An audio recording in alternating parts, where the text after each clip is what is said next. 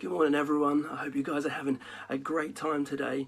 Welcome to what is known as the Lockdown Diaries. We're currently in day 36 of lockdown. It's pretty crazy. I'm whispering just for dramatic effect. I've got my buddy Wilson here with me. He's great. Doesn't really say a lot, but he's here and he's encouraging me and helping me through this lockdown. As I said, it's day 36 of ridiculous haircuts and, dubious facial hair choices. But, we're still continuing and we're still persevering. We're still pressing forward and motoring ahead and staying safe, staying inside. This week, I don't know about you guys, but for us, it's been good.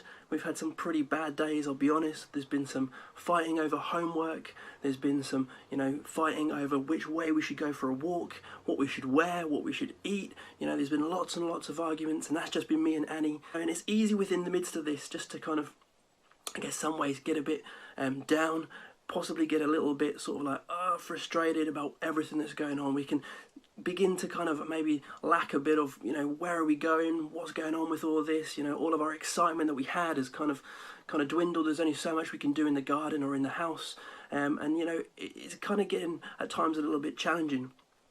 And this week I was just reading an interesting account in the Bible. It's the story of when Jesus feeds the 5,000. They're there and they're standing around, and it's getting late in the evening, and the disciples say, "Hey God, look, there's all these people who are tired and hungry. Send them away. Send them away so they can find food." And it's interesting when you read that account, because I think for us it's also very similar, because at times, especially during this time of being in quarantine and being in lockdown, it's easy for us to look to the natural, to think, oh my goodness, we've done kind of all we can do.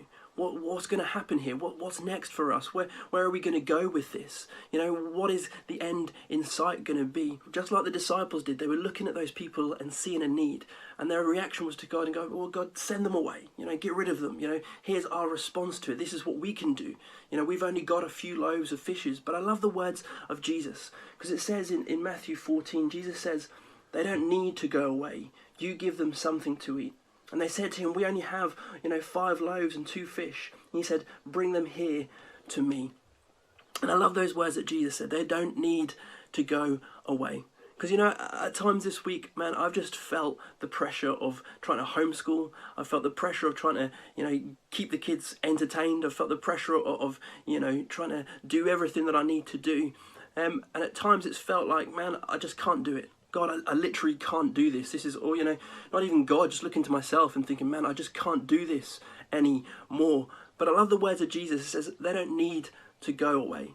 And the truth is that Jesus never wanted and never desired for us to be apart from him. He doesn't want us to be apart from him. He wants us to be close with him in everything. So actually in those moments when we're feeling stressed, in those moments when we're feeling challenged and, stressed out and burnt out and, without any ideas, actually, I love the fact that God just wants to be near to us. He wants to draw close to us. That actually he, as it says, he says, bring them here to me. And Jesus performs that incredible miracle.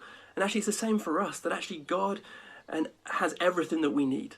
That inside of everything that we could possibly desire, God is the answer to those things. That actually in Jesus, as we draw close to him, in those moments of frustration, we find that he's our peace. That actually in those moments of doubt, we find that he actually is our hope. Actually in those moments of stress, that actually he's the one who is our, our release, and the one who we can come to and draw close to. And I just love those words, of Jesus. He says they don't need to go away. And the truth is, for us, we don't ever need to go away from God. Despite the decisions we make, decide if we fail or we get things wrong, actually Jesus wants us to continue to come to him, because in him is all we could possibly need. In him is our strength, in him is our joy, in him is our hope, in him is our everything, is our life. And I just want to encourage you this week, I want to encourage you to draw close to God.